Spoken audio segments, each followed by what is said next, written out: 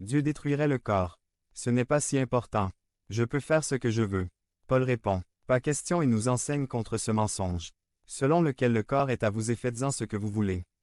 L'apôtre dit, v. 15 Ne savez-vous pas que vos corps sont membres du Christ lui-même?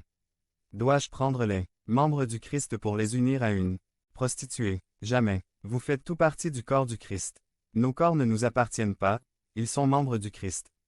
Ainsi, lorsque nous pratiquons l'immoralité sexuelle, nous sillonnons de manière déshonorante le corps et les membres du Christ. Point. Votre corps ne vous appartient pas.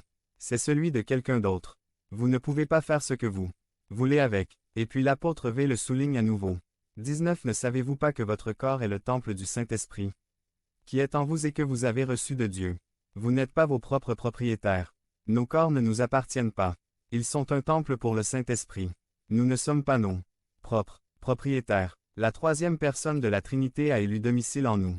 C'est votre temple. C'est un sanctuaire, pour la gloire de Dieu. Votre corps est une récitation qui appartient à quelqu'un d'autre. Vous ne pouvez donc pas donner votre avis, ni en faire ce que vous voulez. Il y a quelques années, la maison familiale où j'ai vécu environ 15 ans de ma vie avait été transformée en salon d'esthétique. Je n'étais pas très contente de revoir mes souvenirs d'enfance parmi les tubes, permanentes, lacs, gel et faux ongles. Mais même si je n'étais pas d'accord avec l'usage qui était fait de la maison, je ne pouvais pas donner d'opinion, ni me plaindre, ni dire ce qu'il fallait faire. Devenez membre de la chaîne et AIDEZNOUS à propager la parole de Dieu dans le monde entier. Samedi mars 16 2024. Parlez à Dieu en 5 minutes. Description de la vidéo. Parce que cette maison appartient maintenant à quelqu'un d'autre. Je ne peux pas dire au propriétaire ce qu'il doit ou ne doit pas faire de sa maison. La Bible enseigne, comme nous le voyons dans ce passage, que nous ne sommes pas nos propres maîtres. Le propriétaire de ce corps ne l'abandonne pas, mais l'occupe. Le passage dit que le Saint-Esprit est en nous. Le propriétaire est un résident de cette maison. Nous sommes des intendants ou des administrateurs de cette maison et nous ne sommes pas les propriétaires. L'apôtre conclut au verset 20 de la manière suivante.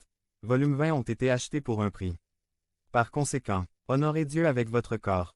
Ici, le langage du prix payé pour un esclave est utilisé. Christ a vécu, est mort et est ressuscité pour nous acheter afin que nous soyons des serviteurs de Dieu.